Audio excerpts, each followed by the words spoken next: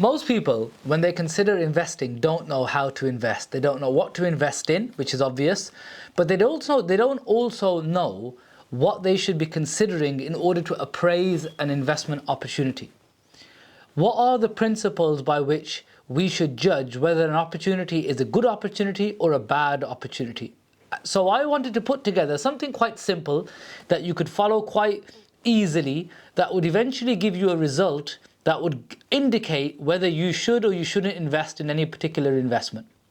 So in order to do that, I've created a tool to be able to assist you in making your decision. Now, the tool that I've created is based upon 9 virtues of investing. So these are things which are principles that everybody agrees in an ideal world an investment should include these. Now, every investment will differ in how many it includes and at what strength of that virtue is being included. And the whole point of comparing investments is to see if these are if the ideal investment would include all 9 of these, how many of them are being included in the one that you're considering. So what are the 9 virtues of investment? The first one is time commitment. So in an ideal world, you would put no time into the business that you're investing or the opportunity you're investing in, and you would get the benefits of the rewards. So businesses are either require active engagement or they're completely passive. Passive is always better than active because it means you have a free life to do what you want with and still benefit. So passive, better than active. The second is your risk tolerance. High risk is obviously something we want to avoid. Low risk is ideal. Now, obviously, usually high risk means high reward. Low risk means low reward. Nevertheless, from a perspective of as an individual virtue, we ideally want the risk to be as low as possible. Number 3, your return on investment. And this is the obvious one, which we all know about. How much you get out for however much you put in. So for every pound that you spend, how many pounds are you going to get back? Simply, that's your return on investment. In an ideal world, we want the returns to be as high as possible. Liquidity. How quickly can you get your money back? So we all are quite possessive over our money. So high liquidity is ideal. Low liquidity means that once your money goes into the investment, it's very, very difficult to get your money back unless a certain time has passed. And in some cases, it's not even if the time passes, it's if certain things happen, you might be able to get access to your money. So an example would be of high liquidity is it's not really an investment, but keeping your money in the bank and getting a small return on investment in terms of interest. That's very high liquidity because you can go to the bank at any point and withdraw your money. A very low liquidity investment would be, for example, a good example might be for low liquidity is if you get a pension fund. So people that invest into their pensions aren't able to see that pension for the next 30 to 40 or 50 years, depending on when you invest. So high liquidity is ideal where you're able to get access to your money quicker. Low liquidity is not great.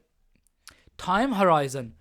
The shorter the time from which you put your money in to when you get your money out, the better. So ideally, we'd like the returns tomorrow. But obviously, we understand that businesses need time to generate money. So the longer you have to wait, the worse it is.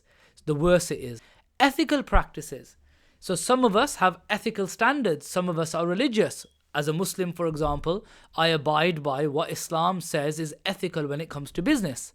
Other people aren't so concerned. So one of the virtues of investing is that it should be ethical. It should uphold high ethical standards in when it deals with when it conducts its business. So that might be with people, it might be with animals, it might be with the environment, but there's many, many things that we as individuals hold dear, and we want to know that when we're investing in something, the company that we're investing in also aligns ethically with what we consider to be important. Growth potential. What's the potential of your actual investment growing? Is it going to be stable and stay where it is? Could it actually decrease in value and therefore you have a negative growth? Or can your investment actually grow? If you invest in this many items in a number of years, can those items, can they themselves grow? Can you have more assets than when you initially invested? So what's the growth potential? Principal security. The money you put in, nobody wants to lose. So when we invest our initial capital, which we call the principal, what's the chance of that principal being lost? For some people, as long as they can't lose their principal, they're happy with a small possibility of return. Other people are willing to risk their principal in order to get the possibility of a higher return. So, however, one of the virtues of a good investment is that at least your principal, your capital, should be secure, so that if the investment didn't work and you didn't get the returns that you were hoping for, at least you're able to get your money out that you put in. And the last one is past performance. How well has that investment performed in the past? Is it a brand new idea, so it's very high risk, or you might be thinking there's nothing to base my judgment on? Or has there been a long track record which is very robust, very insightful, and very, very promising? So if you invest in the property sector in the UK, that performs well in terms of past performance, because we've got data for the last however many hundreds of years, and we can see that property in the UK generally increases in value over a certain amount of time. So past performance is also a virtue that will signal that you should potentially invest in an opportunity. So we've got 9 virtues of investment here, and what I've done is I've taken these 9 and I've put together a small questionnaire that you can fill out.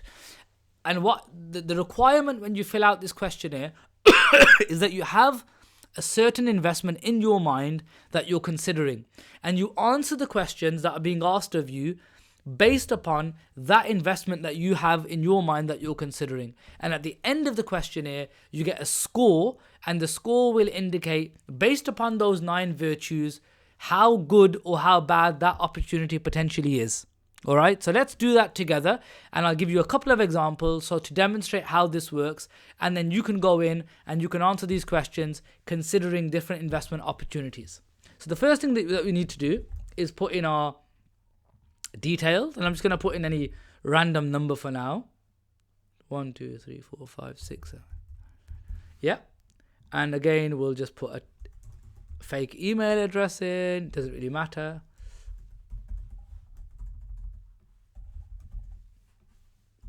Alright, so you put your details in. First question. So now the investment we're considering, put yourself in my shoes. I'm considering investing in a property in the UK. I've got some money for a deposit, and I've been told that property is amazing, you should buy a property. So we're thinking about investing in a property. So let's do this together. The first question is, how much active time does the investment require?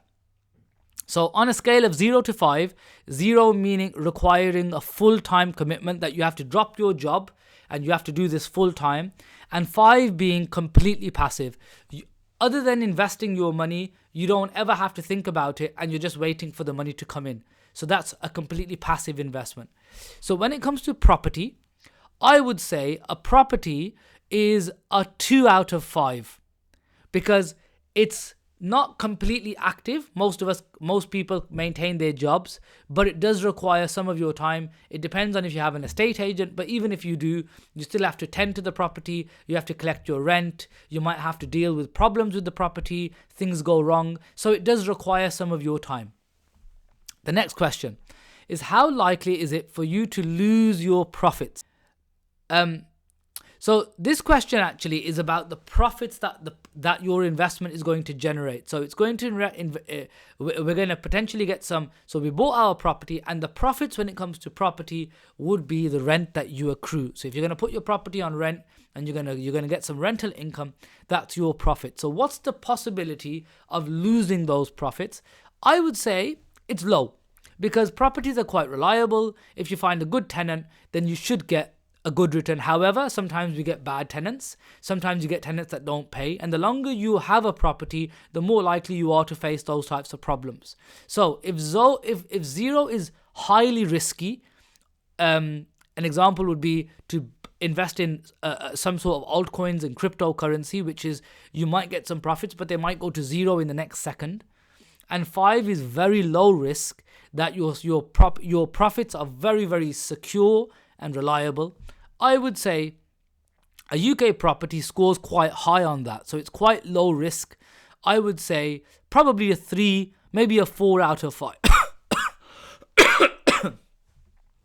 What level of annual return is likely? So I've given you here a way of determining this. So a low return investment would be between 2 to 5%, and a very high return would be 15% or more. So just to give you an example, most banks, if you just left your money in the bank, you would normally get a 3% return on the investment. So, they give you 3% interest. So if that's our benchmark, and we want to know what's going to give, UK property gives a return on average of about 6%. Obviously, sometimes it goes a bit more and sometimes it's a bit less. But on average, once you factor in things like damages and money spent on the property, you normally walk away with about 6% return on investment. So in that sense, I'm going to score it a 3 as being between 10. Sorry, I'm going to score it a 2 because of this scale that we've put together. All right, so we're going to give it a 2. The next question is, how quickly can you access the capital? So what's the liquidity? 0 is not possible to access it at all. And 5 is the capital can be withdrawn at any point. So I'm going to give a property, I'm going to give it a low score on that, because essentially you can always sell your property, but it depends on the market. Sometimes your property stays on for a long time and sometimes it doesn't sell. So I'm going to give it a low score on that. It's not easy to get your money out of the property. You have to put some effort in. The next question is, what is the time frame for the investment? So usually when you invest, we want to know how quickly are we going to get our money back.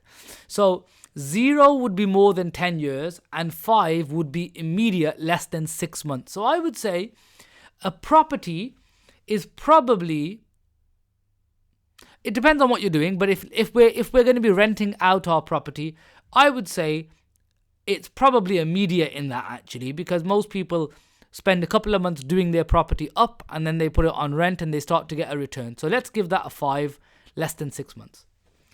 Does the business follow ethical and sustainable practices? So are there any ethical concerns when it comes to investing in a property? Now, on this question, and let's assume that we're Muslim who's investing, there are massively ethical concerns, because UK property is only really possible with a mortgage unless you're extremely well off.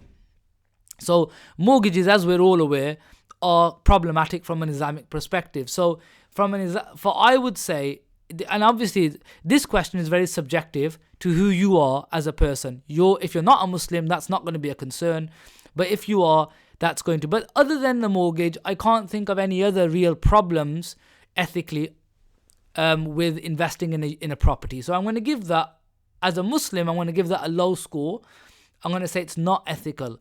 So let's just give it, obviously there are differences of opinion from scholars. Let's just be charitable and let's give it a 1. What is the potential for the value of the investment to grow over time? So what's the potential that your investment is going to grow? Now in this regard, properties fare well because your rental income usually goes up, but also the property that you've bought will usually go up in value. And it normally does that quite significantly.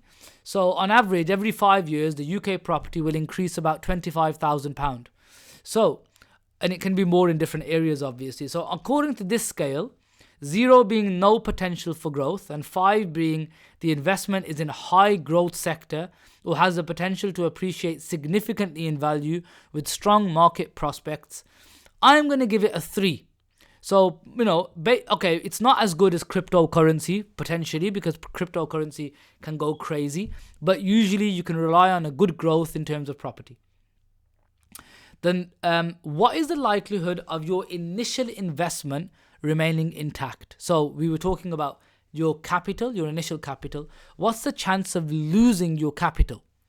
So 0 being the investment is extremely risky and therefore you've got a high chance of losing it. And 5 being the investment is very safe, like a government bond, and therefore very low chance of losing your initial investment. Properties, I think, do really well on this. So I'm going to give it a 4. I mean, there's always a possibility that something can go wrong in your property. Tenants can ruin the property. So we'll give it a 4, but actually properties are quite safe. And then the last question is just consent to say that you're happy for us to continue. So we're going to click that. And we have an end score. So we have a score now of 18. So if I was considering investing in a property, I would say 18 on this scale that I've put together tells us that 18 is limited potential. So actually a property hasn't fared very well according to this scale. It's only got limited potential. So, it's not bad, but there are better opportunities available for you and that you might want to consider. Now let's do the same. Let's fill out that questionnaire and let's take another example. Let's consider investing in Gulshan Farms. So Gulshan Farms, as you're aware, is a dairy farm. It's in Lahore, and we are currently doing our final campaign for our last few investors that might want to invest in Gulshan Farms. So I put this questionnaire together so that you can think about the principles of investing, and let's apply that to investing in Gulshan Farms. So let's do that again. So now, everybody, we're going to be answering these questions and we're thinking about investing in Gulshan Farms. So remember, just to give you some background, Gulshan Farms is a dairy farm. Its main source of income, it's a breeding farm. So we sell animals, or we will be selling animals in the future. And we obviously sell milk in order to maintain the farm, but our main business model is through the sale of animals. So we're now considering Gulshan Farms answering these questions. So the first question is, how much active time does the investment require? So you're thinking about investing in Gulshan Farms. How much time do you need to put in? Well, 0. You don't need to do anything. It's a completely passive investment. So once you give your money, all you have to do is wait. So on that, I'm going to say it's completely passive. Number 2, how likely is it for you to lose your profit? So what's the chances that the profits you're going to make in the future? So we plan to deliver dividends to our investors from 2026 onwards. The chances are actually very low that you're going to lose your profits, because our profits are based upon the sale of animals and the sale of milk, and the supply and the demand equation in Pakistan is very favorable for a dairy farm. Pakistan is one of the highest consuming countries of dairy in the world. It's the 5th highest consuming country. And the supply of milk in Pakistan is extremely low. When we say supply, we mean supply from non-contactless milk. High quality, good milk is very low. So in terms of ever being in a situation where we can't sell milk, that's almost impossible in my mind. And also in the future, in terms of selling, when we generate profit from selling animals, the chances of not being able to sell animals is also extremely low, because the market right now, China, for example, is importing thousands of animals every single year. Pakistan imports from Australia probably 3,000 to 10,000 animals every single year. I mean, I'm aware of shipments that happen twice a year that bring in about 1,600 animals each shipment, and that's just 2 that I'm aware of personally. There are other people that do the same shipment, so the chances of us not being able to sell the animals is extremely low. So what's the possibility of losing your profits? I'm going to say if 0 is highly risky, 5 is very low risk, I'm going to say 5 on that one. I guess we'll say 4, because when it comes to milk sales, the profits will be determined on the price of milk, and that depends on the economy. So let's say 4 on that question. What level of annual return is likely? So our returns at Gulshan Farms, the main returns will start in 2029 onwards, and we're expecting to deliver at that point, on a $40,000 investment today, we're expecting to deliver $10,000 to $15,000 every single year to every shareholder, which is well beyond 15% return. It's about a 32% return on investment. So on that, I'm going to again score it very high. I'm going to give it a 5. How quickly can you access the capital? So on this, Gulshan Farms doesn't perform very well because you are a shareholder. You're investing in a long-term project which is going to take at least 2028-29. So we're talking at least 4 to 5 years. So if that being the case, the liquidity is quite low. You can't just come to the farm tomorrow and say, I want my money back. You can, in one sense, in that you can always sell your share. You are free to sell your share and we can help you do that. But we would have to go to the market and we'd have to find somebody that wants to buy you out of your share. So I'm going to say, in terms of liquidity and access to your capital, I'm going to give it a low score, that it's not really possible to access invested capital until a future point of exit. So I'm going to give it a 1, in that you can do it, but it's not that easy. What's the time frame? So again, on time frame, it's a long-term investment. So on that, I'm going to give it, if 3 to 5 years is number 2, we'll have to give it a number 2 because it is a long-term investment. Does this business follow ethical and sustainable practices? I mean, we're proud to say yes to that question. We're 100% halal investment, in that we have we've chosen to not take any loans from banks when we could have. This investment round would have been a lot easier had we just gone to a bank and borrowed the money, but we've chosen not to. We've chosen to raise the funds through honest, hardworking people and give other people an opportunity. And number 2, in terms of how we treat our animals, in terms of how we treat our staff and the wages that we give them, we have an amazing farm. And I know Jafar doesn't like to shout about this because it's quite personal, some of the charity that he does through the farm. But it's nice to be able to say that many people in the local area around the farm, about 200 families worth, every single Friday come and collect food parcels that the farm does out of sadaqah, out of charity, in order to support the local community. And we've got plans in the future to increase that to benefit the community. So so the farm is an amazingly ethical place to be. I've been there myself, and I've spent time living in Pakistan on many occasions in the last few years, and I can say firsthand how well things are run. So on the ethical question, I'm going to say the business is fully committed to ethical standards. I'm going to say a 5. What's the potential for the value of this investment to grow over time? There is massively. One of the best things about this farm is that you are investing in assets, animals that give birth, and therefore your investment today into 350 animals, next year will be 550 animals. So your investment is growing as time goes on. And in 2029, we expect to have 2,000 animals approximately on our farm. So your investment is growing every single year. So in terms of growth, I'm going to give it a 5. The investment is in a high growth sector or has the potential to appreciate significantly in value. What is the likelihood of your initial investment remaining intact? So what's the possibility that you could lose your initial capital? So we're asking for $40,000 for a share. What's the possibility you could lose your $40,000? Extremely low. And the reason is because you are investing in assets. Our animals, the land that we have, the infrastructure that we've built, these are all assets that have monetary value.